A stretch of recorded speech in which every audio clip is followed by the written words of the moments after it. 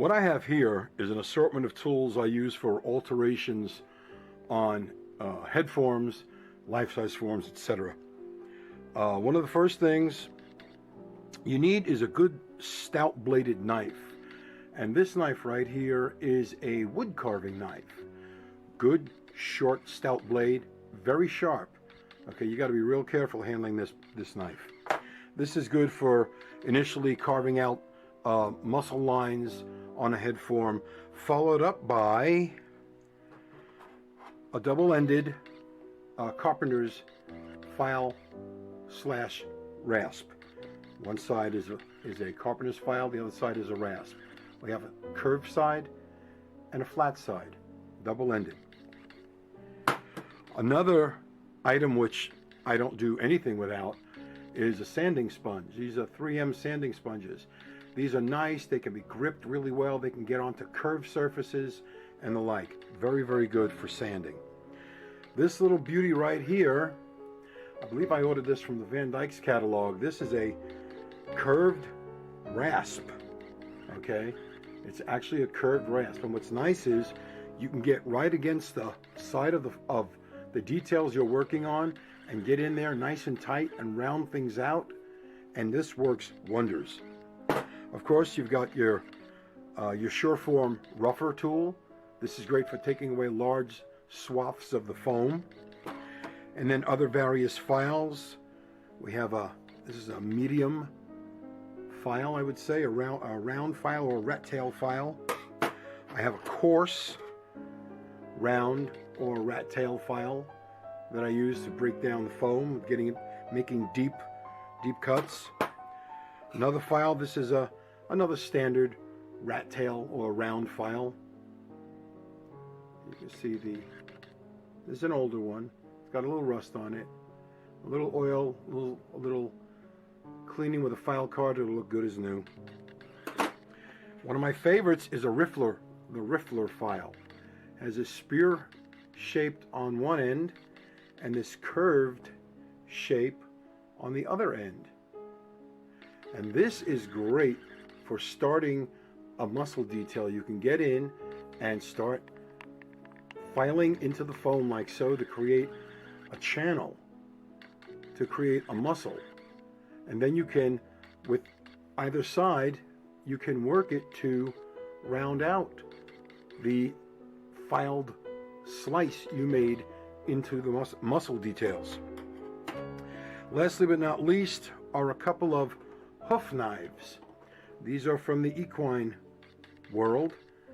This is used to carve out the bottom of a horse's hoof, such as the name, hoof knife. These are great for getting in and curved places. I use these to carve out the mouth of big game like African lions, bears and such. It's a fairly sharp edge, great for cutting through foam. Not meant for slicing, but it can slice, so you want to be careful. It is a knife, like the name implies, a hoof knife. These are the tools I employ in my alterations of head forms and life-size mannequins. One of the more important tools in my arsenal is my handy-dandy little dirt devil. Now this is great for, as I go along shaving on a head form or mannequin and whatnot, this thing is great for picking up the foam dust as it falls or before it falls, or for vacuuming it off the mannequin itself. Like so.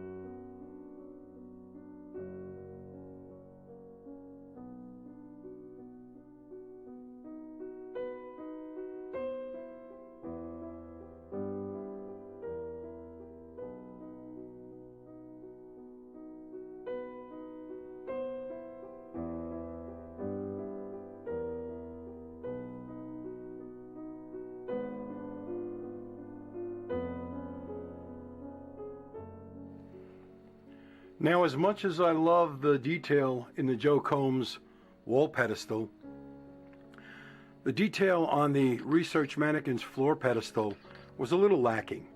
So using the tools that I showed, I went ahead and decided to start putting those details that I love in this head form. It also does another thing. Besides taking down the heavy goiter-like lump and the rise on the left side of the neck, this detail that I sculpted and carved and sanded into the side of the neck here, as well as this crease where the neck meets the front of the shoulder, there'll be a few more creases done in here. This also helps reduce the size of the neck circumference, which is what I need. I'm also going to take down some of the neck here. I'm just going to take this down ever so slightly. And then the throat on the opposite side, for some reason the throat line on the Research Mannikins head form is not quite jiving with the lines I like in the neck of the Coombs form. So I'm going to correct these to match what I like about this form. I may accentuate the point of the shoulder just a bit. And if this all works well, I'll be using this form. If not, I'll be ordering the floor pedestal that Joe Coombs came out with. I'm very picky. This is my own deer. I'm not a hunter. This is the only deer, the one and only deer I ever took the life of. And I want to do him right. He's my deer. I'm going to do him the way I want to do him.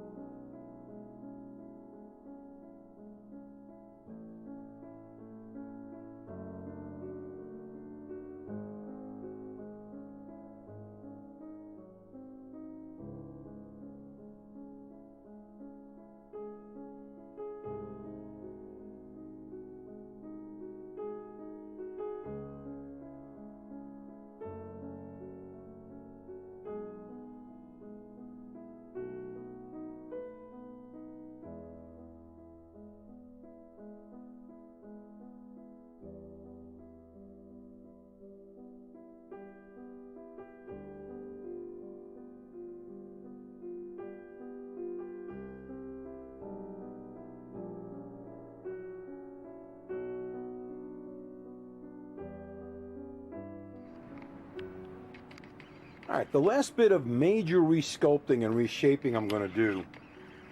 This is the brisket area of the Joe Coombs form, the 7020L the wall pedestal. Now I have references that show this is the shape of a whitetail's brisket right here.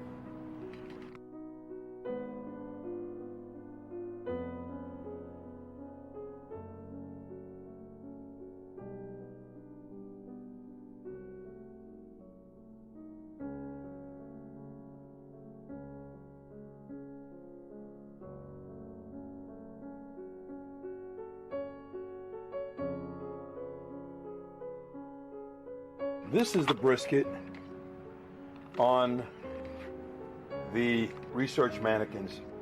This is way too big. If this was a zebra mannequin, it would be perfect. Perhaps even an elk, but it's definitely not a whitetail deer. So we're going to take that down next. Okay, here I have the forms upside down to illustrate the point of the structure a lot better. You can see here how narrow this is at the front, and it goes wider to the back, and how deep the armpits are with a muscle tendon attachment here. That needs to be recreated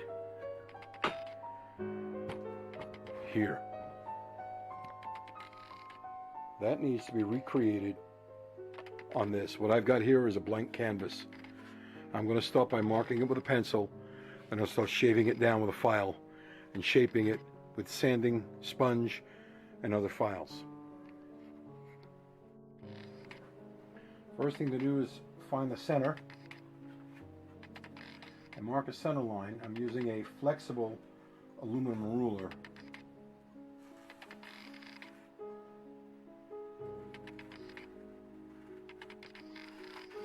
And there's the center line. Off this center line, I'm going to mark off the structure that I want to recreate by using the other form as my guide.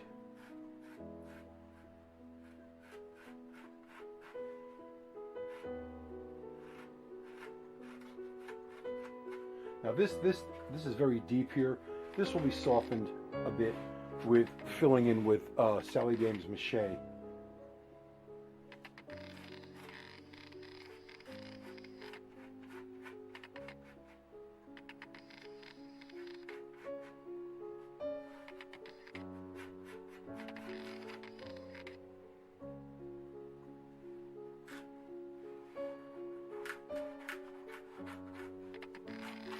And that's just marking where that's going to be deepened.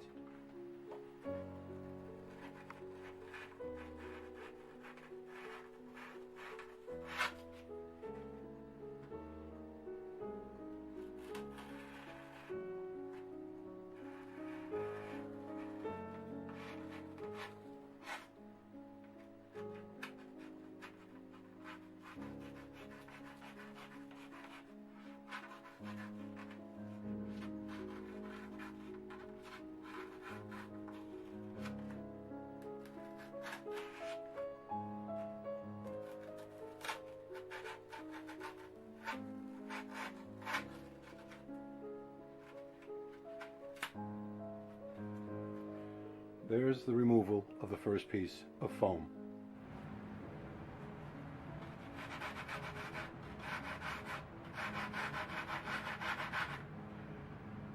Okay, after using my double-ended carpenter's file, I use the rasp to take this down and help round it out.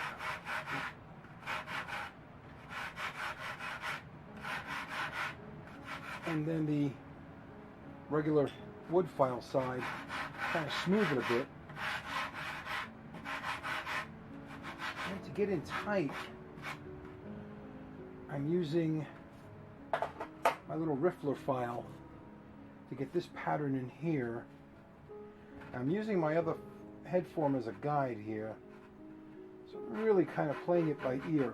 Like I said, any detail that becomes a bit overdone will be smoothed out with mache. The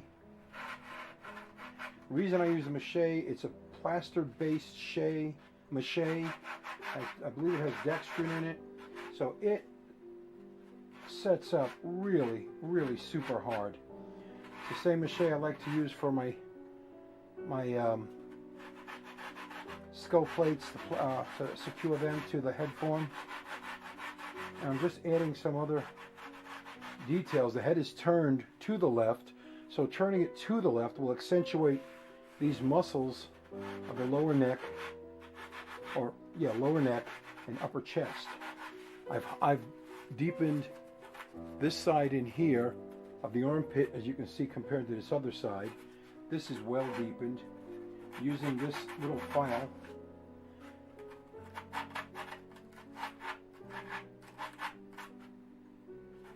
Alright, now I'm going to get my sanding sponge, smooth all this out.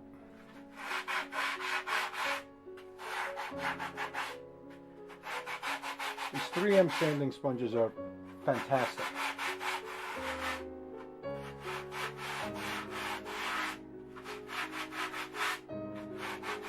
They certainly make putting details into foam forms a real breeze, really, a real breeze. Now you see already, this has changed the outline here. Now, this got a little deep here. I cut a little too deep with the knife. Not a big deal. That'll be smoothed in, modeled over with the mache.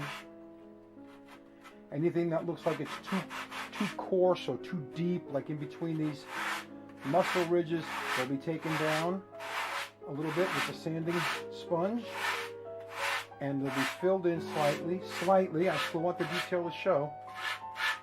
Filled in and modeled over with the Sally Dean's mache. It's a great product. I like using it. Now a little cleanup.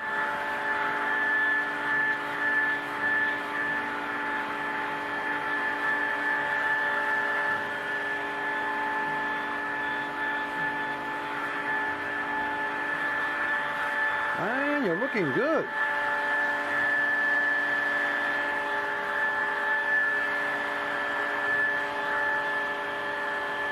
Okay, and here we have it. It's not exact to the Joe Coombs look, but it's close enough. I need to take this portion down into the armpit right here, and I will continue on. I will do that. But I'm happy with the way it's turning out. Now we have it. I've gone back along the side, even on both sides. I've got a nice shape. Nice shape. It's almost like a keel. The heavy brisket is what I have on that zebra pedestal form I have back here. But overall, I'm liking the results here very, very much. You can see by the lighting, we have a lot of good detail. And again, one more time, all this harsh detail will all be softened and smoothed in with the Sally Dames mache.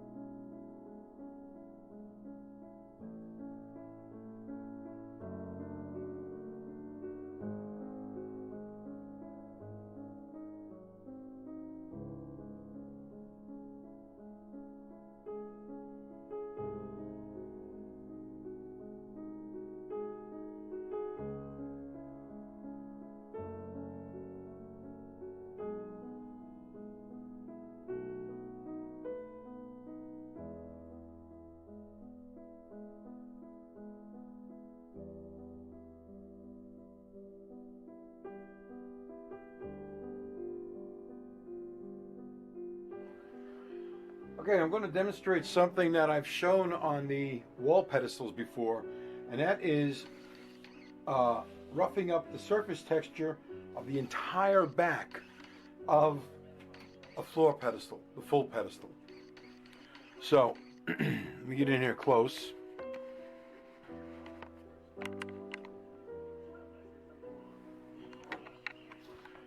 Using a Joe Coombs form scratcher, I'm just going to get in. I'm going to go from top to bottom.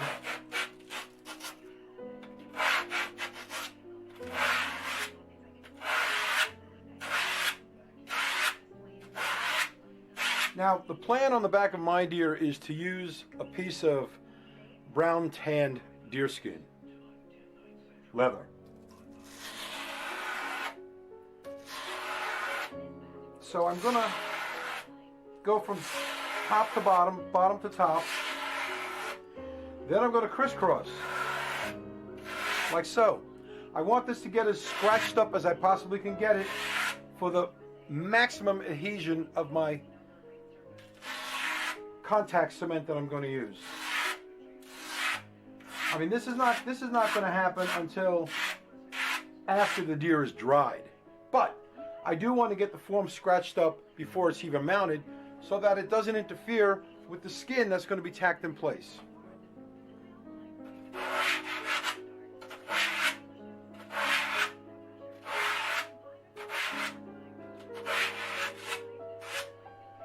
I want to get all exposed foam scratched up.